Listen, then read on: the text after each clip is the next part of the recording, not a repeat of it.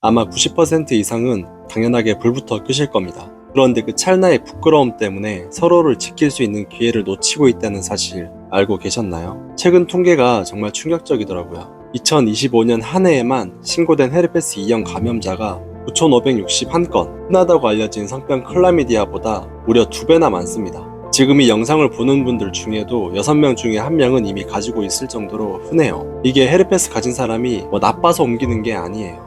본인이 몰라서 혹은 설마 하다가 사랑하는 사람한테 옮긴다는 겁니다. 사실 저는 조명 밝게 하고 하는 걸 원래 좋아했거든요. 사랑하는 사람 얼굴 보고 교감하는 걸 선호하는 편인데 보통 여자분들은 싫어하시더라고요. 부끄럽다고요. 그럼에도 우리는 은은한 무드등이라도 꼭 켜야 합니다. 왜냐? 이 성병은 눈으로 보는 것만으로도 막을 수도 있거든요. 이 유명한 까치 형님 아시죠? 그분이 방송에서 하신 조언이 있습니다. 남녀 불문하고 관계 전 이 눈썰미만 있으면 8알은 걸을 수 있다는 거예요. 그러면 남자든 여자든 관계를 맺기 전에 눈으로 확인할 수 있는 성병은 몇 개 있어요, 몇 개. 콘딜로만에서 곤지름, 인간 유두종 바이러스를 해가지고 HPV 바이러스 감염되면 남자가 나타나는 게 사마귀라고 하죠, 사마귀. 그거는 여자분들에게 눈썰미 있으면 볼 수 있어요, 이렇게. 들이대기 전에 이렇게 싹 이렇게 보는 거예요. 싹. 어떻게 생겼어요? 튀어나와 있는데 모양이 약간 이 별사탕처럼 이렇게 생겼어요. 꺼치 형이 눈으로 확인할 수 있는 게 HPV라고 예시를 들어주셨는데 헤르페스도 마찬가지예요. 성기 주변에 투명한 물방울 같이 물집이 잡혀 있거나 아니면 그게 터져서 빨갛게 까져 있다. 이 시기만큼은 무조건 참으셔야 됩니다. 화면에 체크리스트 띄워드릴게요. HPV 증상은 성기 주변에 별사탕이나 브로콜리 모양의 돌기 같은 것들이 보이고요. 헤르페스 역시 성기 주변에 물집이나 수포가 터진 궤양, 붉게 패인 자국 혹은 빨갛게 부풀어 올라 있으면 헤르페스일 가능성이 높습니다. 나는 어차피 보균자니까 괜찮겠지가 아니라 지금 내 상태가 전파 위험이 있는 상태인지 본인이 가장 잘 알아야 돼요. 이 헤르페스랑 HPV에 대해서 잘 몰랐던 분들도 꼭 기억하세요.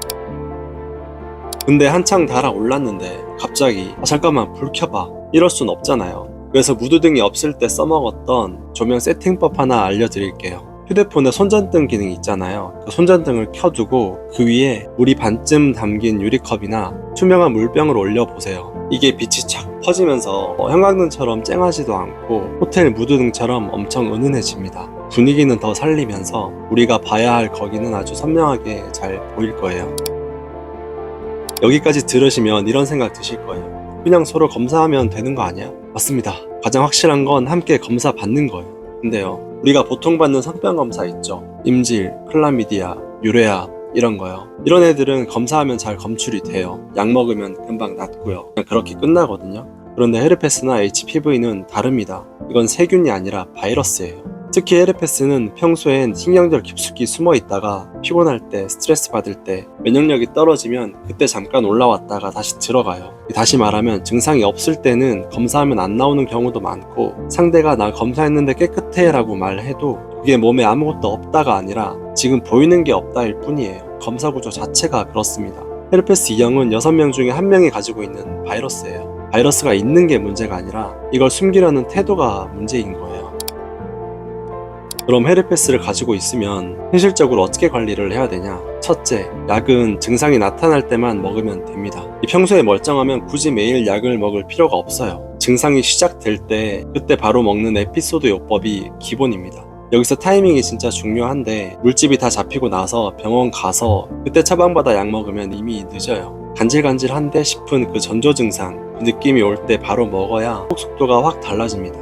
그래서 처방전 미리 받아놓고 상비약처럼 집에 보관해 두는 게 그게 맞는 방법입니다. 근데 한 가지 알아두셔야 될 게 있어요. 에피소드 요법은 지금 나타난 증상을 빨리 낫게 해주는 거예요. 다음 재발까지 간격을 늘려주거나 재발 자체를 막아주진 않습니다.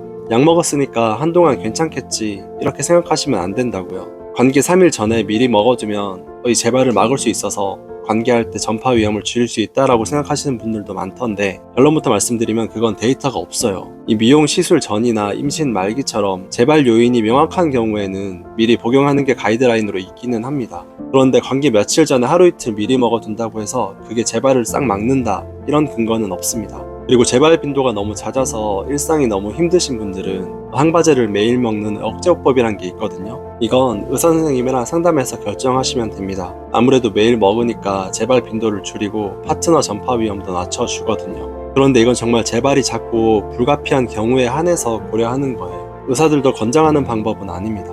둘째, 재발 자체를 줄이고 싶으면 영양 관리가 먼저입니다. 약보다 훨씬 건강한 방법이 있습니다. L-라이신이랑 베타글루칸이라는 영양 성분인데요. 이 라이신은 아미노산인데 헤르페스 재발이 잦은 분들한테 이 라이신 보충제가 효과가 있다는 연구들이 꽤 있어요. 이 베타글루칸은 면역력 자체를 끌어올리는 성분이고요. 헤르페스가 재발하는 타이밍이 언제예요? 피곤할 때, 스트레스 받을 때, 이 면역력이 떨어질 때잖아요. 그 면역력을 평소에 관리해 두는 게 재발 빈도를 낮추는 가장 근본적인 방법이에요. 약으로 누르는 것보다 몸이 스스로 버티게 만드는 게 훨씬 건강한 관리법입니다. 셋째, 내 몸의 신호를 읽는 연습을 하세요. 이 전조 증상 패턴이 사람마다 다르거든요. 이 간질거림인 분도 있고 따끔함인 분도 있고 그냥 묘하게 예민해진 느낌이 오는 분들도 있어요. 여러분만의 패턴을 파악해두면 이 골든타임을 절대 놓치지 않을 겁니다. 저도 7년간 결혼 생활을 하면서 와이프한테 전파시키지 않을 수 있었던 이유가 전조 증상을 잘 캐치했기 때문이에요. 넷째, 애인에게 이야기하는 것을 두려워하지 마세요. 고백이 무서운 건 당연해요. 하지만 상대가 정보를 가지고 스스로 선택할 권리가 있습니다. 그리고 이걸 받아들이는 파트너가 여러분 곁에 있어야 할 사람입니다. 자, 오늘 영상 요약해 드릴게요. 헤르페스 1형은 성인 절반 이상의 항체를 가지고 있다는 연구 결과도 있고 2형도 생각보다 훨씬 많아요. 문제는 대부분 본인도 모르고 증상도 약하고 검사도 안 하고 그냥 지나간다는 거예요. 그래서 장기적으로 사귀는 사람이라면 당연히 함께 검사받고 정기적으로 체크하는 게 맞습니다.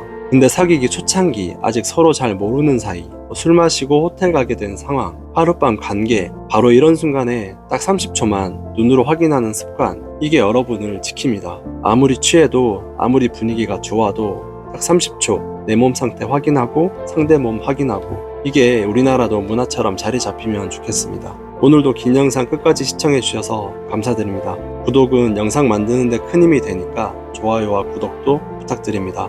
감사합니다.